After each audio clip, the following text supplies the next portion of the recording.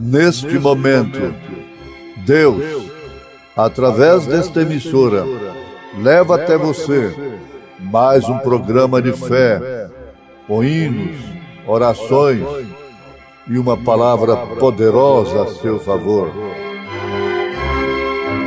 Fé para vencer o mundo. Somente crer, somente crer, tudo é possível, somente crer, somente crer, somente crer, tudo é possível, somente crer.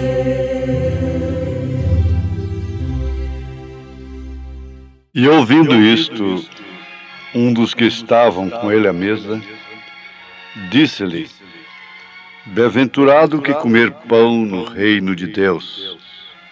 Porém ele lhe disse: Um certo homem fez uma grande ceia e convidou a muitos. E à hora da ceia mandou o seu servo dizer aos convidados: Vinde, que já tudo está preparado. E todos a uma começaram a escusar-se. Disse-lhe o primeiro: Comprei um campo, e importa ir vê-lo. Rogo-te que me hajas por escusado. E o outro disse: Comprei 5 juntas de bois, e vou experimentá-los. Rogo-te que me hajas por escusado. E o outro disse: Casei, portanto não posso ir.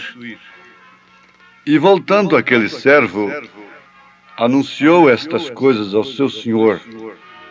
Então o pai de família, indignado, disse ao seu servo: Sai depressa pelas ruas e bairros da cidade e traze aqui os pobres e aleijados e mancos e cegos. E disse o servo: Senhor, feito está como mandaste, e ainda há lugar. E disse o Senhor ao servo: Sai pelos caminhos e valados e força-os a entrar, para que a minha casa se encha. Porque eu vos digo que nenhum daqueles varões que foram convidados provará a minha ceia.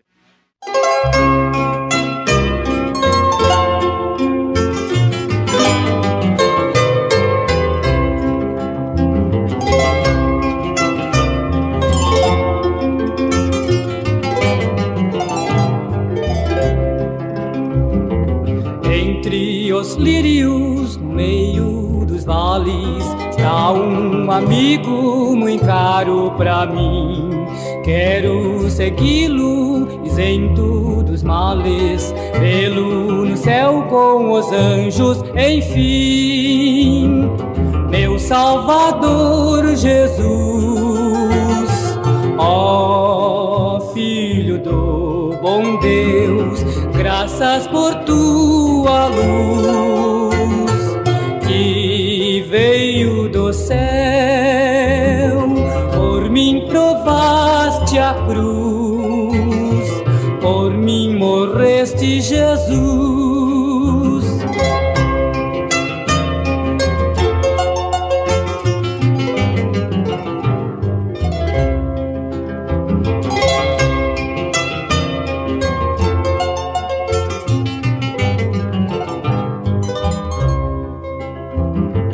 A voz de Cristo é pra mim mais preciosa que a voz dos anjos, do sol e da luz.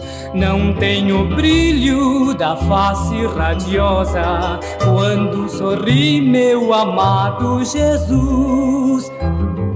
Meu Salvador Jesus, ó passas por tua luz, que veio do céu, por mim provaste a cruz, por mim morreste, Jesus.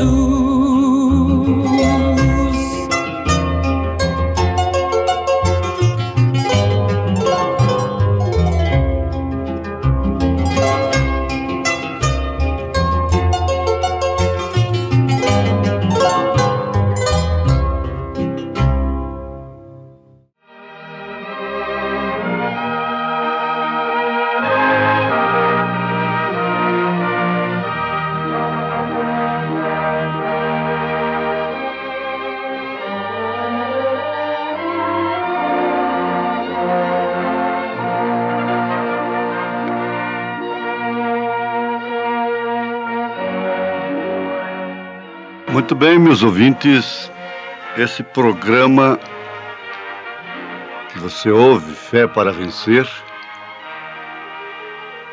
não visa somente a parte material, física das pessoas, e nem mesmo a salvação comum. Porque a hora em que estamos vivendo é muito séria, é muito sublime, é muito importante, porque se trata das vésperas de toda a recompensa para aqueles que viveram no passado uma fé cristã, dando as suas próprias vidas, fazendo essa ponte de sangue através da qual o Evangelho tem chegado de graça para nós. E além disso, o que é físico, o que é material, é efêmero, é passageiro. O outro lado não. O outro lado é eterno. A Bíblia diz, repetindo mais uma vez, aconselhando você, leia aos Hebreus capítulo 11, o capítulo chamado A Galeria dos Heróis da Fé. E você vai encontrar que eles preferiram sofrer um pouco, como no caso de Moisés, um pouco de tempo, do que ter o gozo do pecado por um pouco de tempo. Interessante que a Bíblia diz que Moisés já sofreu por Cristo. Por Cristo. Não diz por Jeová. Diz que foi Cristo, porque o Jeová do Velho Testamento é o Jesus do Novo Testamento, é o Cristo. Então, se você reparar, você vai ver que Moisés preferiu sofrer o vitupério de Cristo, lá no Velho Testamento. Visando o quê? O que é eterno. Se ele tivesse negado e preferido a glória de Faraó, do reino, ser um faraó, não existiria nada mais nem nada menos dele senão a múmia. Mas veja, ele foi visto no monte da transfiguração com Elias e por último virá novamente, de acordo com Apocalipse 11, com Elias e Moisés. Essa troca Jesus fez também. Isto quer dizer, ele rejeitou o reino do mundo todo porque ele conhecia a glória, ele conhecia coisa muito maior. Por isso que o conhecimento dessa glória é fundamental. Caso contrário, a pessoa se ilude e a sua fé fica paralisada pela glória terrena, porque ela é bonita, ela enche os olhos como as campinas encheram os olhos de Ló. Mas agora está aqui a coisa: casamento, bodas, matrimônio, bodas do Cordeiro, aquela mesa de milhares de quilômetros. Durante 3 anos e meio é o casamento. O milênio é a lua de mel. de Cristo com sua esposa, que é a igreja. Mas esse casamento, logicamente, tem uma ceia. Assentados à mesa, ele enxugará todas as lágrimas, mesmo sendo lágrimas de gratidão, porque então a Bíblia estará fechada, a fumaça dissipada, as armas dependuradas. Então não vamos precisar de um seguro de vida, não vamos precisar de um plano de saúde, não vamos precisar de ter uma sepultura compra no melhor cemitério da cidade, não vamos ter que encarar a morte. Lágrimas de gratidão. Se é um casamento, então há uma ceia, há uma festa. Não é essa festa com luz apagando e acendendo, luz negra, luz vermelha, com esse rock and roll e aqueles santos ali rebolando. Todo cântico que a gente vê na Bíblia Sagrada, ele é sacro. Santo, santo, santo é o Senhor dos exércitos. Veja como esses salmos eram cantados na sinagoga. Era de uma maneira sacra, reverente. E não vamos pensar que o céu vai ter uma vida melancólica por se tratar de harpas. Não. Aquela festa satisfaz a alma, o espírito, e a exigência daqueles corpos não é exigência destes corpos aqui. O que apraz aqueles corpos procede unicamente de Deus. Aquele ambiente é um ambiente que você tem 500 anos como 15 minutos. Não satura. A eternidade com Deus não tem saturação. Então é uma ceia, e é uma grande ceia nessas bodas do Cordeiro. E Jesus observou aqui, através dessa parábola da grande ceia, capítulo 14 do Evangelho segundo São Lucas, uma coisa muito tremenda, que deve levar todos à reflexão, ao exame introspectivo, que aquele Senhor preparou esta grande ceia, e para entrar nesta grande ceia, o meio principal era o convite. E aqueles homens ricos, que tinham bois, fazendas, campos, ouviram o convite, receberam o convite, receberam o Evangelho, que é um convite, são boas novas, mas eles não tiveram tempo de participarem, de irem para a grande ceia. Eles se ocuparam demais com aquilo que é terreno, com aquilo que é passageiro. Marta, Marta, estás ansiosa demais, muito aflita, por me tratar de forma material. É o que a igreja, de um modo geral, está fazendo. Quer dar o tratamento de Marta a Jesus, se preocupando com o físico de Jesus Cristo. Mas o próprio Senhor Jesus afirma: Maria escolheu a melhor parte, aquela que não lhe será tirada.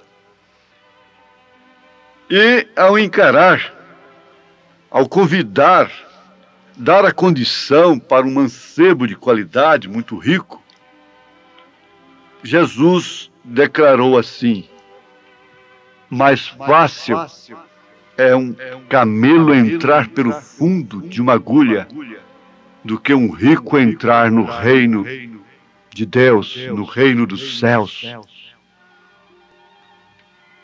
Esta parábola mostra por quê. Porque eles não têm tempo para ouvir o alarido, atenderem ao alarido que é a mensagem do dia. Ninguém pode discutir isto. Eu vou bater nisso. Meu irmão, minha irmã, examine a história da igreja, as 7 eras da igreja, e verás que cada mensageiro, ele foi recebido ou foi rejeitado. Ele foi recebido, aceito por aqueles que realmente tinham tempo para participarem desta grande ceia. Eles deixaram seus bois, seus campos em segundo lugar. Ou, pelo contrário, eles não tinham nada. Eles eram mancos, aleijados, cegos. Jesus disse para aqueles homens que enxergavam a lei: melhor fora que vocês fossem cegos. Melhor fora que vocês nunca tivessem conhecido o Evangelho e ouvissem agora. Melhor para muitos foi não ter conhecido, para ouvirem agora a mensagem genuína da hora. Isso aconteceu com cada mensagem em cada era. Principalmente quando o broto da semente que foi semeada brotou, que foi com Lutero. Depois John Wesley, logo os dons espirituais. E agora a mensagem do arrebatamento. É um convite. Mas como não havia príncipe naquela multidão seguindo a Jesus, isto é complexo de pobreza ou o que é? Não. Isto é ver a coisa à luz da palavra. Deus não tem um evangelho, uma igreja para cada classe social. Não. Isso é um paradoxo com as Escrituras. O evangelho, a condição para o pobre é a mesma para o rico. Para o indouto, o analfabeto, o evangelho que vai levá-lo para as bodas do Cordeiro, para a grande ceia, é o mesmo para o rico. Por isso você precisa obedecer 3 ordenanças de Jesus. Primeiro, ser batizado em seu nome. Segundo, participar de uma ceia de pão asmos e vinho puro, simbolizando respectivamente o corpo de Jesus e o sangue de Jesus. O fruto da vide, o mais puro que você encontrar. O pão feito com farinha integral, com apenas água levada ao forno, o tipo do forno da aflição que Jesus enfrentou. Mas ali não tem transubstanciação. Ali não é o corpo, cabelos, unhas de Jesus Cristo como ensinam por aí a velha tradição. Não. Ali é tipo, é símbolo. Você está tomando aquilo como um tipo e como um testemunho de que você é vencedor pelo sangue do Cordeiro e que ele levou sobre si as nossas transgressões, carregou sobre si os nossos pecados. Esse aqui é o convite. Agora, a roupagem, não tem que ninguém desmuque. Não, eu tenho minha roupa própria, eu tenho o meu evangelho, eu penso é assim, eu acho é assim, e como todos os caminhos levam a Roma, eu também irei para os céus. Todos os caminhos, todas elas são boas, e tem uma que atende à minha classe social, à minha posição financeira. Não, não. Para aquelas bodas, Jesus tomou um exemplo muito importante. É que naquele tempo eles convidavam para uma ceia, para uma festa, e ficava ali uma pessoa, um porteiro, entregando a roupagem própria para aquela ceia. não fazia diferença depois que estivesse ali dentro, porque todos estavam com a mesma roupagem. Era o dono da festa que dava a roupagem. E Jesus disse que foi encontrado um lá dentro com a roupagem própria, diferente. Jesus disse que ele foi lançado na grande tribulação. Ele foi lançado no lugar que há ranger de dentes. Ele foi lançado na quinta dimensão. Ele queria, de fato, estar na grande ceia. Ele sabia que aquilo era importante, que aquilo era tudo, que aquilo era glorioso, como o mundo chamado cristão sabe e quer os céus, mas à sua maneira. Essa roupagem própria chama-se credo, dogma, que existe os montões, mais de 1000 credos e dogmas dentro do cristianismo, cada um com a sua interpretação. Mas o convite é um só, o evangelho é um só, o batismo é um só, que é o dos apóstolos, a fé é uma só. Efésios capítulo 4. Não há 2 evangelhos, não há 3 evangelhos. Pode haver muitos partidos, pluralidade de partidos, politicamente falando, religiosamente falando, é a mesma coisa. Não se passa de partidos políticos religiosos. O que forma a política religiosa é exatamente isso. Mas, de Jesus Cristo, é uma só. É uma roupagem apenas. Paulo chegou a dizer: ainda que eu mesmo, ou um anjo do céu, vos anuncie outro evangelho, além deste que eu tenho vos anunciado, seja anátema, seja excomunhão, abominação. É mentira o anátema. Anátema é uma excomunhão, é uma abominação, é uma roupagem própria, outro evangelho. Por isso será lançado no lago de fogo, onde há ranger de dentes.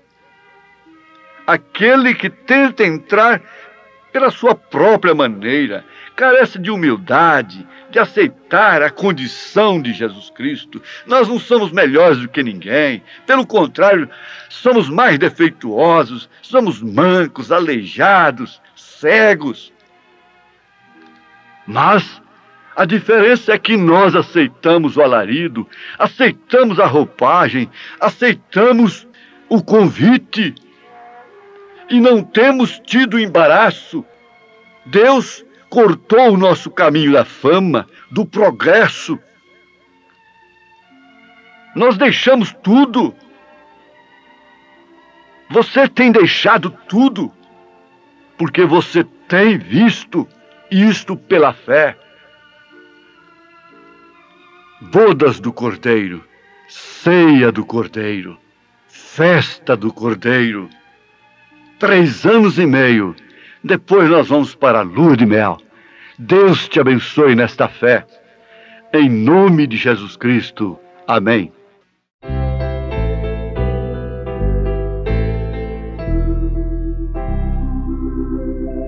Quando eu vir o céu, as sombras se dissiparão.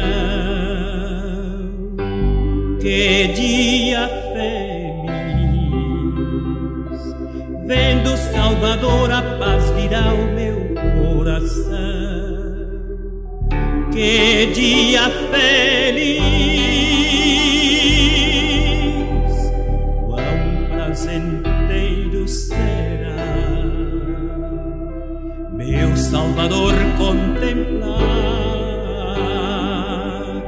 este amável lugar,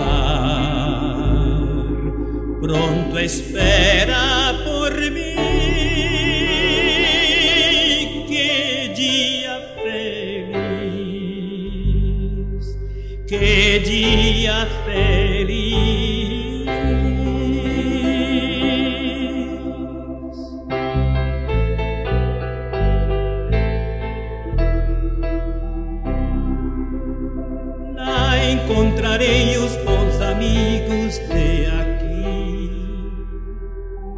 Que dia feliz!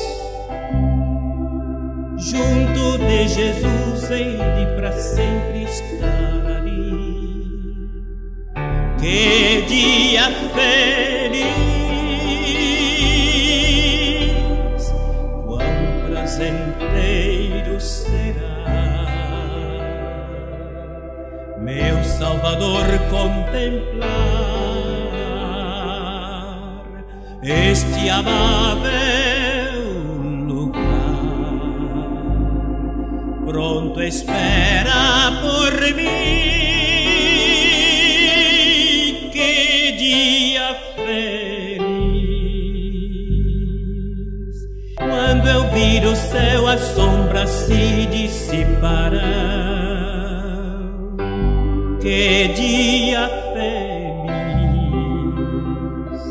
Vendo o Salvador, a paz virá ao meu coração. Que dia feliz! Quão prazenteiro será meu Salvador contemplar este amável lugar. Pronto espera por mim. Que dia feliz! Que dia feliz!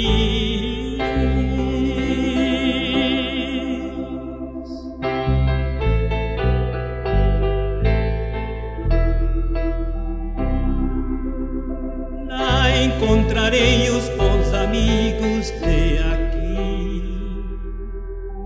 Que dia feliz! Junto de Jesus hei de pra sempre estar ali. Que dia feliz! Quão prazenteiro será meu Salvador contemplar este amável lugar. Pronto espera por mim.